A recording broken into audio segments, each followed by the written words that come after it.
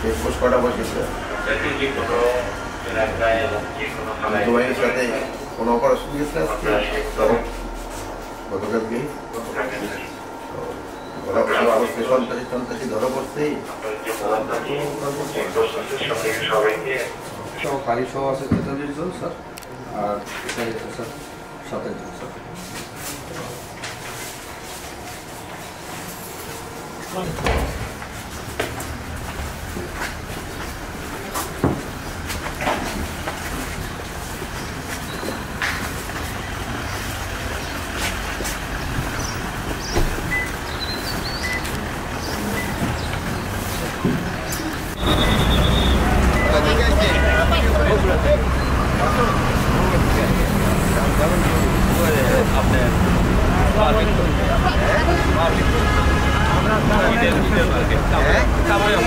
অসুবিধা হয় না তো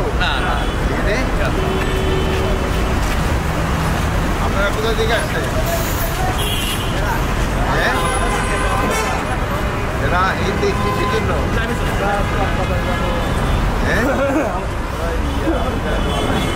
কোনো অসুবিধা নাই তো রাস্তাঘাটে কোনো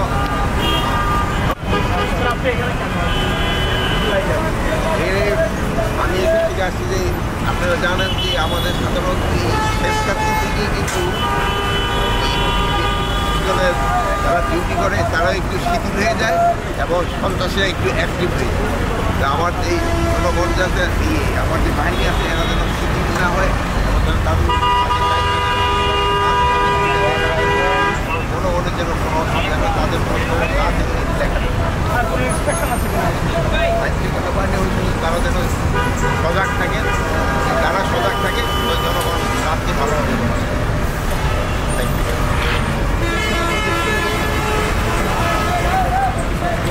তো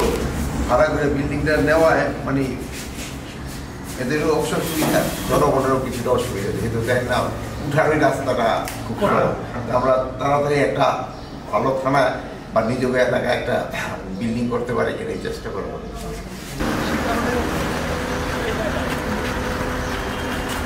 মোহাম্মদপুর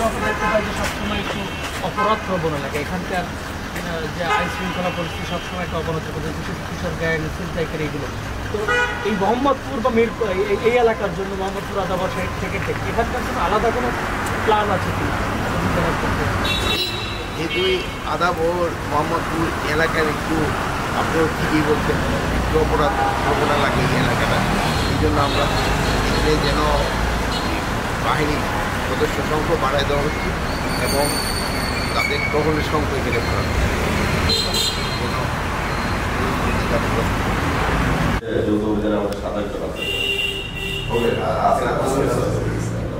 কি কি কারণে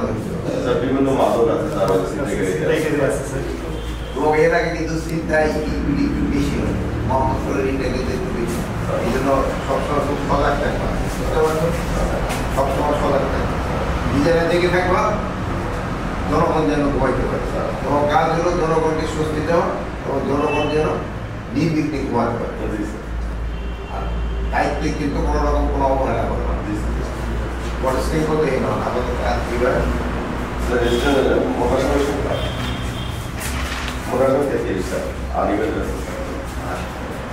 যৌথ বাহিনীর সাথে একসাথে করতে পারে আমাদের 3টা মোবাইল গেছিল স্যার ওই যৌথ বাহিনীর বাহিনীর সাথে ওই যৌথ বাহিনীর সাথে অভিযান পরিচালনা করে ওই সাথে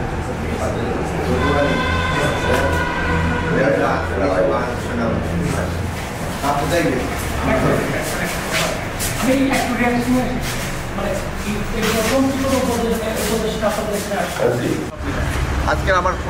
যে পর্যবেক্ষণ এটা বেশ ভালো আমি সব জায়গায় দেখছি তারা মোটামুটি বুঝলেন আপনিও দেখেন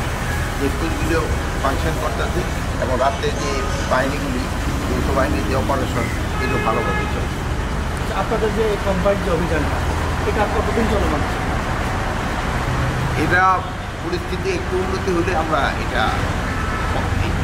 অভিযানটা বন্ধ করে দেবো বাট অন্যান্য অভিযান চলমান থাকে যেহেতু এটা তো কন্টিনিউয়াস আইন শৃঙ্খলা পরিস্থিতি তো সবসময় বাহিনীগুলি ভিজিলেন্ট থাকে ওভারঅল মেসেজ কি আপনার আইন শৃঙ্খলা বাহিনীর জন্য আইন শৃঙ্খলা বাহিনীর জন্য ওভারঅল মেসেজ হলো জনগণ যেন নির্বিঘ্নে ঘুমাতে পারে এবং আইন শৃঙ্খলা বাহিনী এটি তাদের যারাই আইন শৃঙ্খলা পরিস্থিতি অবনতি ঘটাচ্ছে তাদের বিরুদ্ধে যারা আইন শৃঙ্খলা পরিস্থিতি অবনতি করেছে তাদের আমরা আইনের আওতায় নিয়ে আসবো।